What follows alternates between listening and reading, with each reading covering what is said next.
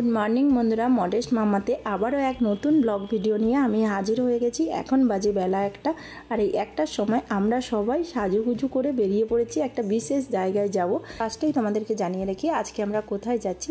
তোমরা অনেকেই হাজরা কালীবাড়ির নাম শুনেছো, যেখানে চৈত্র সংক্রান্তিতে 108টা পাঠা বলি হয়। এখানে শিব ঠাকুর মরার খুলির ভেদির উপর বসে আছেন। এই শিব মন্দির প্রায় 300 বছরের পুরনো। এখানে বাবা শিব এবং মা কালী খুবই জাগ্রত। এই মন্দিরের পাশেই জগন্নাথ দেবের মন্দির হয়েছে এবং আজকেই জগন্নাথ দেবের প্রাণ প্রতিষ্ঠা। এই উদ্দেশ্যে এখানে মেলাও বসেছে এবং কিছু খাওয়ার দাওয়ারের দোকানও বসেছে। অনেক ভক্তগণ দূর দূরান্ত থেকে এসেছে এই শুভ মুহূর্তক্ষণ দেখার জন্য। চলুন আপনাদেরকে মূল মন্দিরের ভেতরে নিয়ে যাই, যেখানে জগন্নাথ দেবের প্রাণ প্রতিষ্ঠার জন্য বিভিন্ন রকম আয়োজন করা হয়েছে। আমি এখন মন্দিরের ক্যাম্পাসের মধ্যে চলে এসেছি। এখানে একটা সেট তৈরি করা হয়েছে, যেখানে জগন্নাথ দেবের প্রাণ প্রতিষ্ঠার জন্য সব কিছু আয়োজন করা হয়েছে এবং কত ভক্তগণ এসেছে। আমি যেহেতু লাঞ্চ টাইমে এসেছি, এই সময় এখানে খাওয়ার দাওয়ারের ব্যবস্থা আছে, তাই প্রচুর ভক্তগণ এখানে চলে গেছে।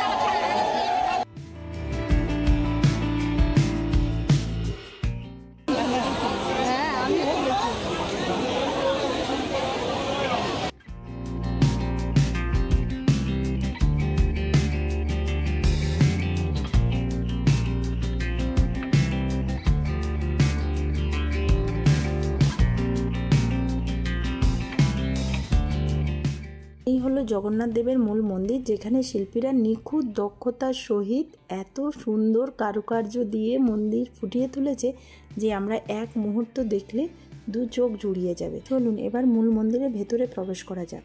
এবার বলে রাখি এই মন্দিরে আসবেন কি করে। যে কোনো সাপুরজি বা হাতিশালাগামী বাস ধরে বিশ্ব বাংলা গেট থেকে সামান্য দূরে কারিগরি ভবন বাস স্টপে নামতে হবে।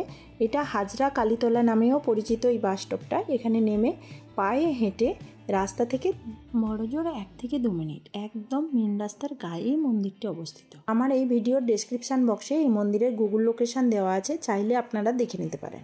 এই জগন্নাথ মন্দিরের পাশেই আছে 300 বছরের পুরনো শিব মন্দির, যা আমাদের কাছে হাজরা কালীবাড়ি নামে পরিচিত, এবং এর পাশেই আছে রাধা কৃষ্ণের মন্দির। সুতরাং এই মন্দির দর্শনে এলে আমরা 3টে মন্দির দর্শন করতেই পারব। এই মন্দিরের প্রথম কক্ষাগৃহে আছেন হনুমানজি। সেকেন্ড কক্ষাগৃহ এখন ক্লোজ করা আছে প্রাণ প্রতিষ্ঠার পর। এখানে থাকবেন প্রভু জগন্নাথ, বলরাম এবং বোন সুভদ্রা। থার্ড কক্ষাগৃহ মানে একদম লাস্ট কক্ষাগৃহে মাঝখানে আছেন প্রভু রাম, বাম দিকে আছেন মাতা সীতা এবং ডান দিকে আছেন ভ্রাতা লক্ষ্মণ।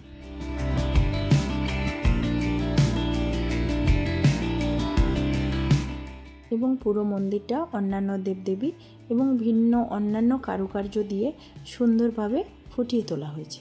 আপনারা যারা যারা আমার এই ভিডিওটা দেখবেন, যাওয়ার আগে অবশ্যই জয় জগন্নাথ কমেন্ট করে যাবেন, না হলে জয় বজরংবলী। আমার এই ভিডিওটা দেখার জন্য সবাইকে ধন্যবাদ।